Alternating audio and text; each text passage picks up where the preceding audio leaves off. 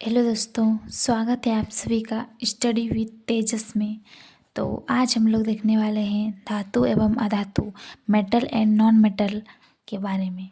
ठीक है, तो सबसे पहले हम लोग जानते हैं कि आवर्त सारणी में कुल कितने सारे धातु और अधातु होते हैं।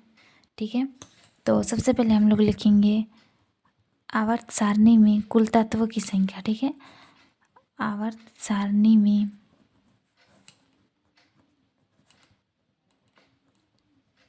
कुल तत्व कितने होते हैं? 118। ठीक है, तो हमारे आवर्त सारणी में कुल तत्वों की संख्या कितनी होती है? 118। तो 118 में आवर्त सारणी, एक तो हम लोग ये बना लेते हैं। ठीक है, उसमें तत्व जो है वो कितने सारे हैं हम लोग का? 118। ठीक है, 118 तत्व हैं, उनमें से 118 तत्व में से 3 भाग में हम लोग उसको बांटे हैं। एक है हम लोग का धातु। ठीक है, कुछ तो हम लोग का धातु होता है, कुछ अधातुएँ होती है, अधातु, और कुछ उपधातु होता है, उपधातु। ठीक है, तो देखिए उसमें से धातुओं की जो संख्या है वो कितना है? 91 है धातु है। अधातु जो है वो हम लोग का 20 है, और जो उपधातु है जिसमें मतलब धातु और अधातु दोनों के गुण पाए जाते हैं उसे हम लोग उपधातु कहते हैं। तो उपधातुओं की संख्या जो है वो 7 है। ठीक है, चलिए आगे बढ़ते हैं। तो सबसे पहले हम लोग पढ़ेंगे कि धातुएं क्या होती है। ठीक है, उसका डिफिनेशन देख लेते हैं। धातु जिसे हम लोग क्या बोलते हैं? मेटल। ठीक है, मेटल,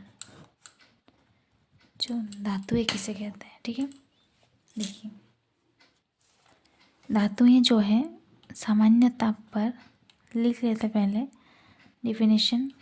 धातुएं सामान्य ताप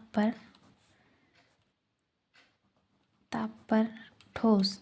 ठीक है, ठोस यानी हम लोग लिख सकते हैं सॉलिड रहता है। किसमें?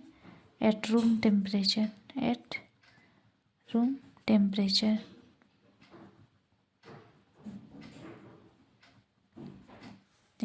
ठीक है, फिर क्या होता है? धातुएं चमकदार, शाइनी। ठीक है, और होता है आघात वर्धनीय,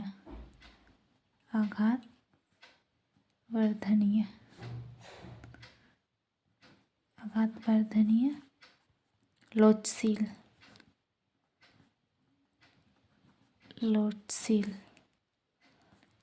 तथा ऊष्मा एवं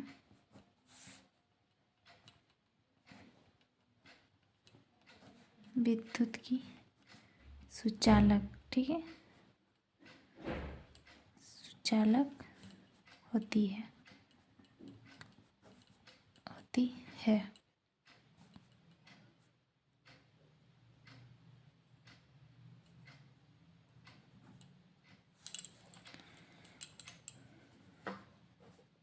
लिख सकते हैं हम लोग good conductor of heat and electricity,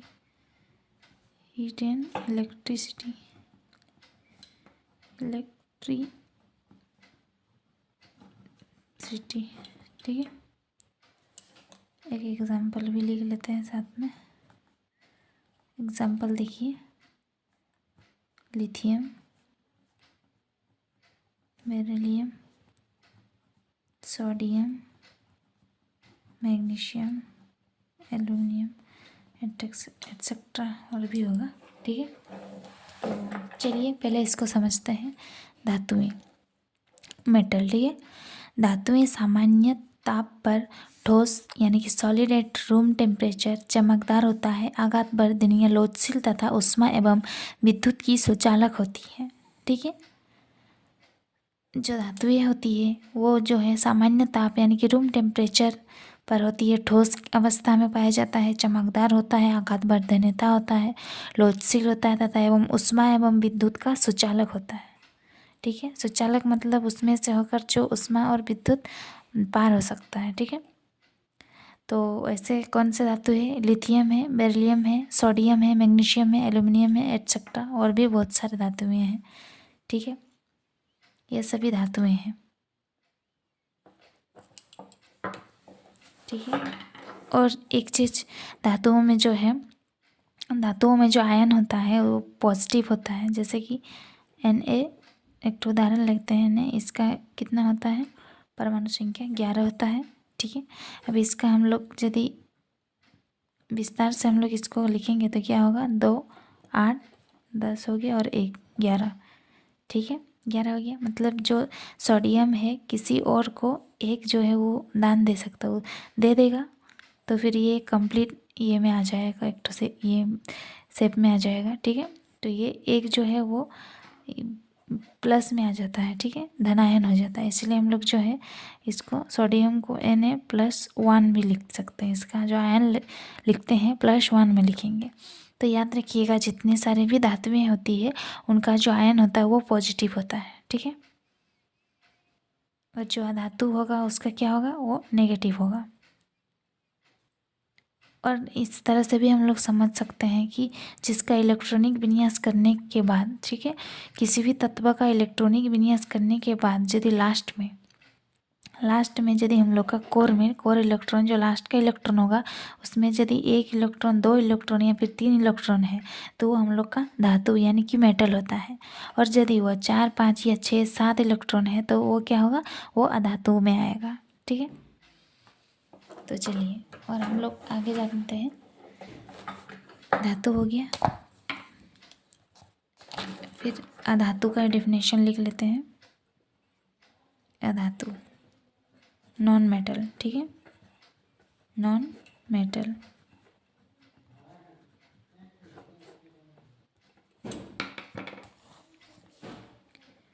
देखिए, नॉन मेटल जो होता है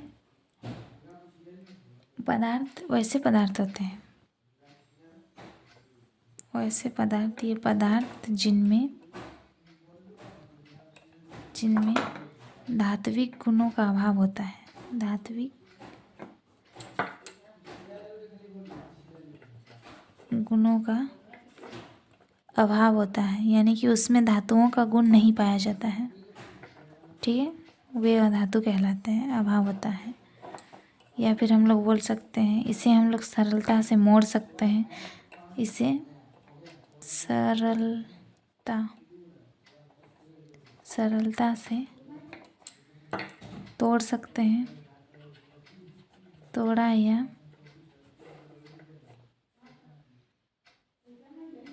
पीसकर हम इसको चूर्ण भी बना सकते हैं। तोड़ा या पीसकर चूर्ण भी बनाया जा सकता है, चूर्ण बनाया जाता है। ठीक है, तो इसको हम लोग क्या बोलेंगे? अधातु। ठीक है,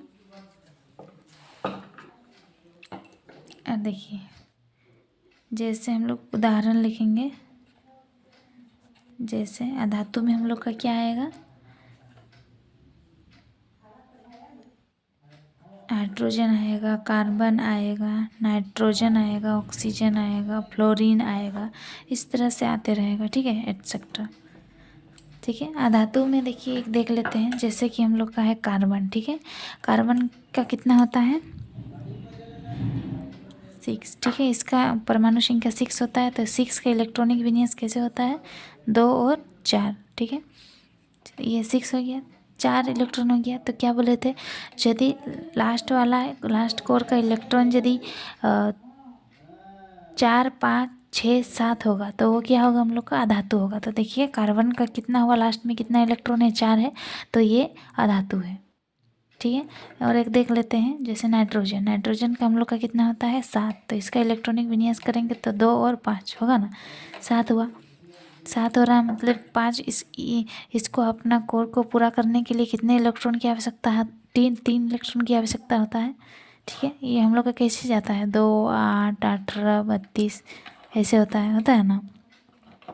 तो पूरा करने के लिए, तो इसको पूरा करने के लिए हम लोग को कितना चाहिए, 3 चाहिए। 3 चाहिए मतलब ये उससे उधारी लेगा मतलब ये माइनस में चल जाएगा, ठीक है। तो इसलिए इसमें माइनस साइन होता है। जितने भी अधातु होता है, नॉन मेटल होता है, उसका जो आयन होता है वो नेगेटिव होता है, नेगेटिव आयन होता है, ठीक है, माइनस में होता है। जैसे नाइट्रोजन जो है वो -3 आ जाएगा इसमें, क्योंकि ये 3 इलेक्ट्रॉन इधर इसको 3 इलेक्ट्रॉन का आवश्यकता हो रहा है, किसी से वो उधार ले रहा है, इसलिए क्या होगा, ये माइनस में आ जाएगा, ठीक है।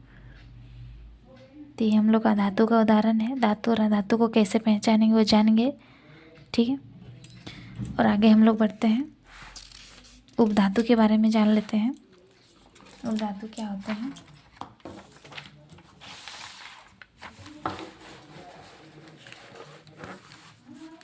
चलिए लिखते हैं उपधातु। उपधातु मेटालॉइड होता है, ठीक है। ये क्या होते हैं, वैसे तत्व या पदार्थ हम लोग लिख सकते हैं। वैसे तत्व जिनमें धातु एवं अधातु दोनों के गुण पाए जाते हैं, ठीक है। दोनों के गुण पाए जाते हैं। वैसे तत्व जिनमें धातु एवं अधातु दोनों के गुण पाए जाते हैं उन्हें क्या बोला जाता है, उन्हें उपधातु कहते हैं, ठीक है। उपधातु कहा जाता है या कहते हैं। आपका मन कुछ भी लिख सकते हैं आप। जैसे उदाहरण लिख लेते हैं उपधातु का, जिनमें मतलब आपका धातु और अधातु गुण पाया जाएगा। देखिए क्या क्या होगा, बोरॉन होगा, बोरॉन, सिलिकॉन, जर्मेनियम भी होगा, जर्मेनियम, आर्सेनिक भी होगा,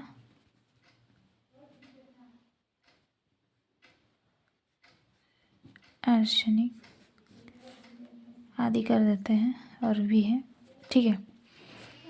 तो देखिए वैसे तत्व जिनमें धातु एवं अधातु दोनों के गुण पाए जाते हैं उन्हें क्या कहा जाता है, उपधातु कहा जाता है। जैसे बोरॉन हुआ, सिलिकॉन हुआ, जर्मेनियम हुआ, आर्सेनिक हुआ इत्यादि, ठीक है। इसके बाद हम लोग पढ़ेंगे आघात वर्ध्यता किसको बोलेंगे, ठीक है। आघात वर्ध्यता,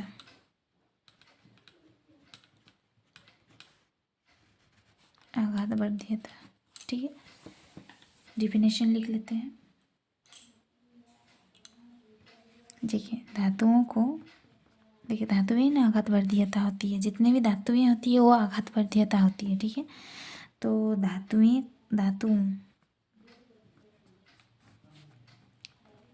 धातुओं को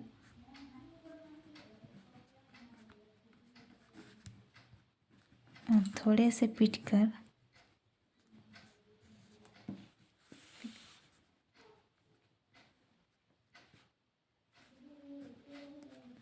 चादरें बनाई जा सकती है।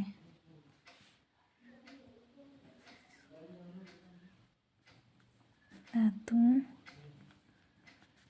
के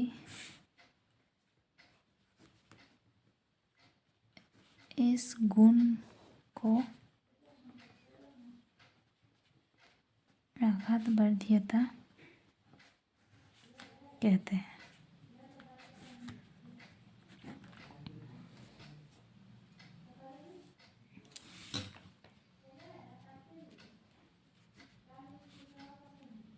जैसे सोना,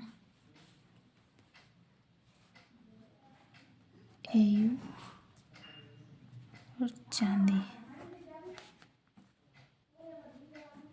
जी, ठीक है। देखिए आघात वर्ध्यता किसको बोलेंगे, धातुओं को हथौड़े से पीटकर चादरें बनाई जा सकती है। धातुओं के इस गुण को क्या बोलेंगे, आघात वर्ध्यता, ठीक है। जैसे कि सोना हुआ, चांदी हुआ, इसको हम लोग हथौड़े से पीट कर चादरें यानी कि लंबा लंबा चादर कर जैसे इसको हम लोग पीट के बना सकते हैं। तो इस गुण को क्या बोलेंगे? धातुओं के इस गुण को आघातवर्तीयता, ठीक है, जो कि सोना या चांदी में हम लोग करते हैं, पाया जाता है, ठीक है। फिर और एक हम लोग देखते हैं तन्यता। तन्यता किसको बोला जाता है? तन्यता देखिए, धातुओं को खींचकर हम लोग तार के जैसे भी बना सकते हैं, ठीक है ना। धातुएं जिनको खींचकर तार बनाए जाते हैं।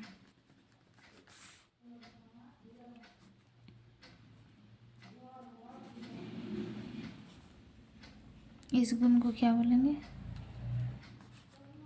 तन्यता बोलेंगे, ठीक है।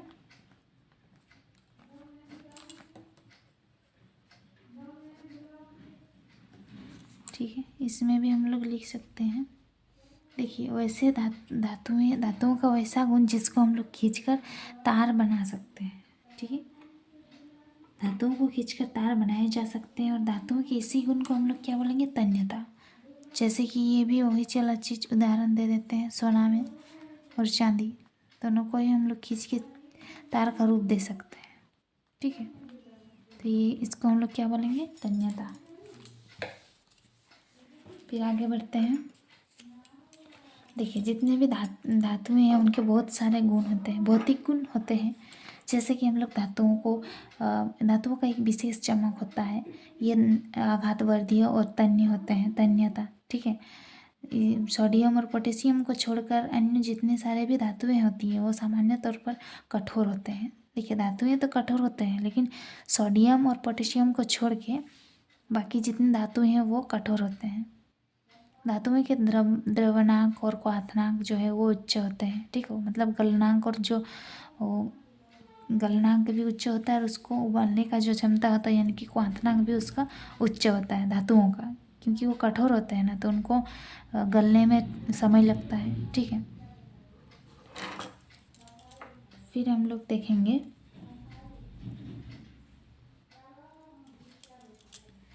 अभी हम लोग कुछ धातु एवं अधातुओं के जो है इलेक्ट्रॉनिक बिंदु संरचना देखेंगे, ठीक है। बना के देखते हैं कुछ इलेक्ट्रॉनिक बिंदु संरचना। जैसे कि कुछ एक दो का उदाहरण लेते हैं। जैसे एक हम लोग ले लेते हैं, चलिए सोडियम लेते हैं, सोडियम, ठीक है।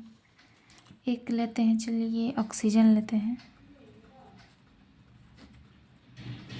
ऑक्सीजन। और एक ले लेते हैं मैग्नीशियम। जो देखिए तीनों ही धातुएं हैं,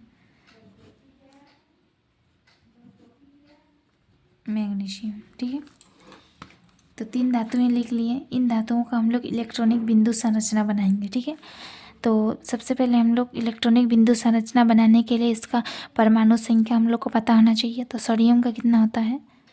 Na, इसका जो संकेत है Na है और सोडियम का होता है 11, ठीक है, परमाणु संख्या। ऑक्सीजन का कितना होता है? 8 होता है, ठीक है, ऑक्सीजन का 8। और मैग्नीशियम का कितना होता है? चलिए बोलिए तो मैग्नीशियम का कितना होता है? 12 होता है। हम ये लिख देते हैं इधर 12, ठीक है। ये परमाणु संख्या है, ठीक है।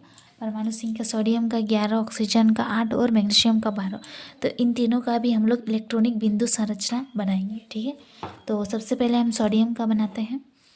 तो सोडियम का इलेक्ट्रॉनिक विन्यास कर लेते हैं। 2, 8, 10 हो गया और 1 हो गया। इसका कर लिए, उसके बाद इसको कैसे बनाएंगे? देखिए, पहला वाला कोर में कितना इलेक्ट्रॉन? 2 इलेक्ट्रॉन, ठीक है। एक बिंदु देते हैं, स्टार्टिंग पॉइंट है, ठीक है। पहला वाला उसमें कितने इलेक्ट्रॉन? 2 इलेक्ट्रॉन रखेंगे। फिर दूसरा वाला में कितना इलेक्ट्रॉन हम लोग का है? 8 इलेक्ट्रॉन है।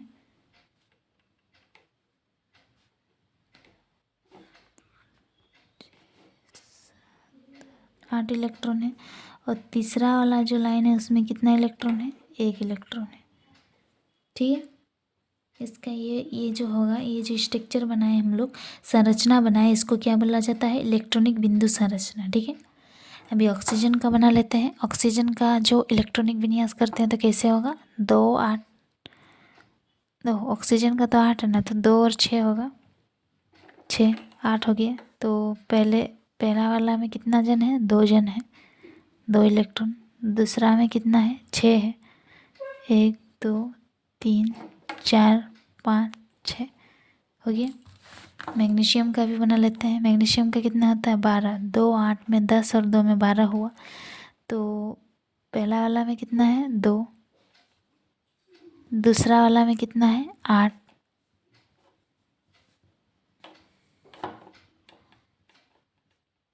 और जो लास्ट वाला है यानी कि तीसरा वाला कोर है उसमें कितना इलेक्ट्रॉन है? 2। ठीक है, तो इस तरह से हम लोग जो है किसी भी धातु का हम लोग किसी भी धातु का हम लोग इलेक्ट्रॉनिक विन्यास करके उसका वैलेंसी इलेक्ट्रॉन निकाल सकते हैं। वैलेंसी इलेक्ट्रॉन क्या होता है? जो ये लास्ट वाला इलेक्ट्रॉन होता है उसको इसका वैलेंसी बोला जाता है। ठीक है, जैसे सोडियम का वैलेंसी क्या है? 1, ऑक्सीजन का कितना है? 6, मैग्नीशियम का कितना है? 2। ठीक है, इस तरह से अभी ये मेटल है नॉन मेटल है इससे ही हम लोग जान लेते हैं, क्योंकि कोई भी जो देखिए मेटल होने के लिए हम लोग क्या बोले थे? कोई भी जो तत्व होते हैं जिनका इलेक्ट्रॉनिक विन्यास करने के बाद यदि उसका अंतिम कोर में यानी कि लास्ट इलेक्ट्रॉन यदि 1 2 या 3 है तो ये वो क्या है? वो हम लोग का मेटल होता है। ठीक है, फिर हम लोग देखते हैं, फिर दूसरा देख लेते हैं।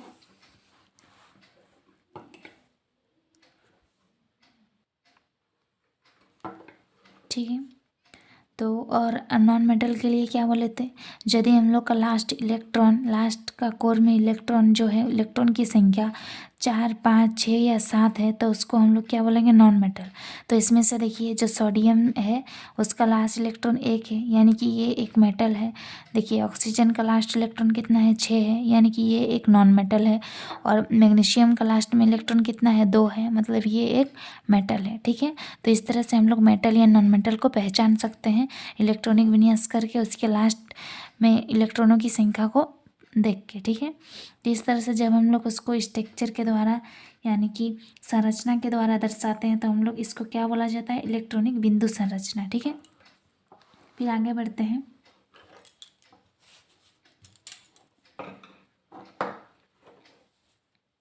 और एक हम लोग जैसे एक क्वेश्चन ले लेते हैं, देखते हैं। ठीक है, जैसे एक क्वेश्चन है सोडियम ऑक्साइड। ठीक है, सोडियम Na2O सोडियम ऑक्साइड। तो इसमें हम लोग को सोडियम का आयन क्या है और ऑक्सीजन का आयन क्या है ये पता लगा सकते हैं।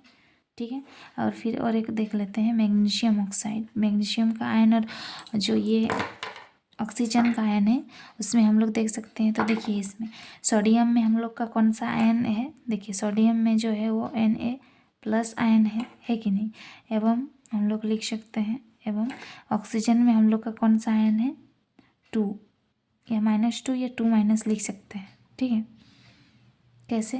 देखिए सोडियम में +1 लिख सकते हैं, 1 नहीं लिखने से भी चलता है। तो सोडियम में प्लस आयन क्यों लिखिए? क्योंकि देखिए सोडियम का जब हम लोग इलेक्ट्रॉनिक विन्यास कर रहे हैं तो 2 8 और 1 हो रहा है। 1 यानी कि ये जो है वो एक मेटल में आ रहा है, तो ये एक जो लास्ट में इसका इलेक्ट्रॉन है ये इलेक्ट्रॉन दान दे देगा उधर, मतलब हटा देगा इलेक्ट्रॉन उधर, दे देगा, माइनस कर देगा। तो इस दे देगा, दान में दे देगा, तो क्या हो जाएगा? ये 2 और 8 ये इसका पूरा एक तो अपना कोर को पूरा कर लेगा। ठीक है, 2 8 जो एक होल मतलब पूरा इलेक्ट्रॉनिक विन्यास का कोर बन रहा है। ठीक है, तो एक जो है वो हम लोग ये उधर दे देंगे। ठीक है, इधर में देखिए 6 जो है, तो 6 इसको 8 बनाने के लिए हम लोग को क्या चाहिए? हम लोग को 8 बनाने के लिए हम लोग इधर तो नहीं आ सकते, क्योंकि इधर जाएंगे तो हम लोग को 6 6 6 इधर देना पड़ेगा। तो इसलिए हम लोग इसको 8 बनाने के लिए क्या करेंगे? 2 हम लोग उधारी ले लेंगे यानी कि -2 हो जाएंगे। 2 ये ऋण में चल जाएगा, तो 2 ले लेंगे तो ये 8 हो जाएगा, तो इसका कोर पूरा हो जाएगा। ठीक है, तो हम लोग इसलिए इधर से 2 ले रहे हैं। 2 लेंगे तो इसका इसलिए इसको -2 लिखे हैं, ये -2 उधर में जाएगा।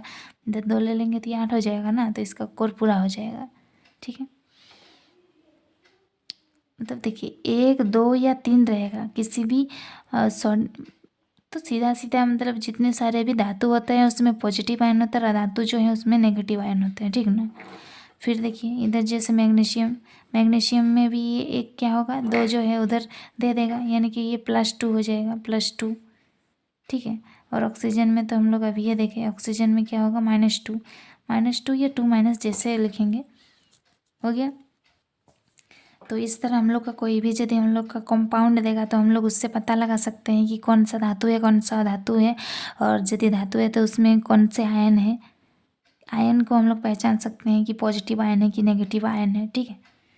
तो चलिए हम लोग और फिर आगे बढ़ते हैं और कुछ जानते हैं, जैसे कि अम्लराज, जिसे हम लोग एक्वारेजिया बोलते हैं। एक्वारेजिया किसको बोलते हैं, देखिए जब हम लोग कोई भी सांद्र हाइड्रोक्लोरिक अम्ल एवं सांद्र नाइट्रिक अम्ल का मिश्रण को क्या बोला जाता है, उसको ही अम्लराज बोला जाता है।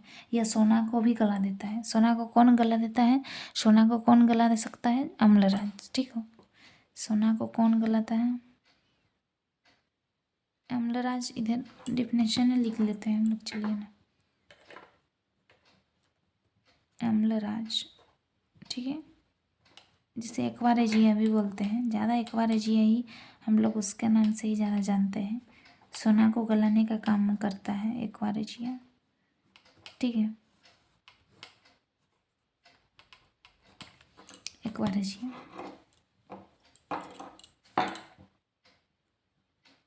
लिख सकते हैं हम लोग सांद्र हाइड्रोक्लोरिक अम्ल HCl अम्ल एवं, दिख रहा है कि नहीं, दिख रहा है, एवं सांद्र नाइट्रिक अम्ल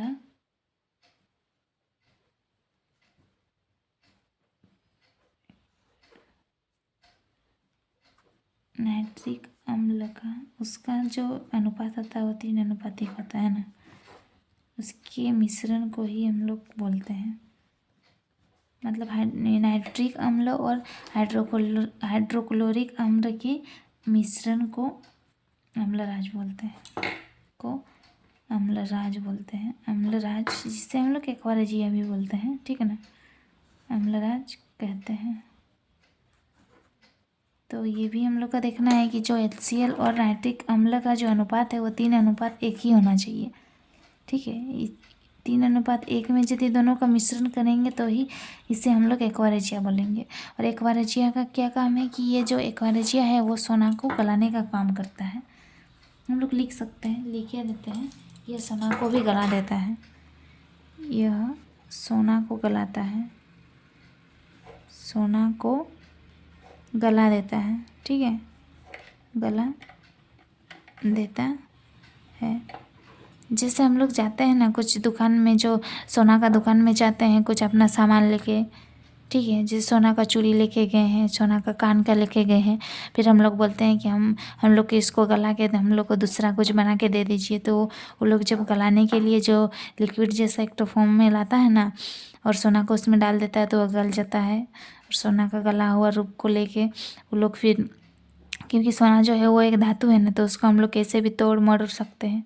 तो उसको जो है वो लोग पीट के अपना हथौड़ा सा पीट के चादर का रूप में या फिर खींच के तार जैसा बना देता है, फिर उसको शेप देता है और आपको जो चीज़ चाहिए वो उसके हिसाब से बना देता है, ठीक है।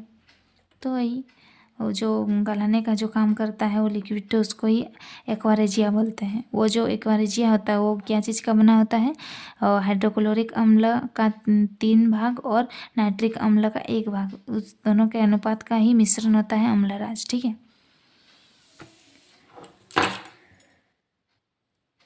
चलिए तब आज हम लोग इतना ही रखते हैं। अच्छा लगा हो वीडियो तो लाइक कीजिए, कमेंट कीजिए और शेयर कर दीजिए। Thanks for watching.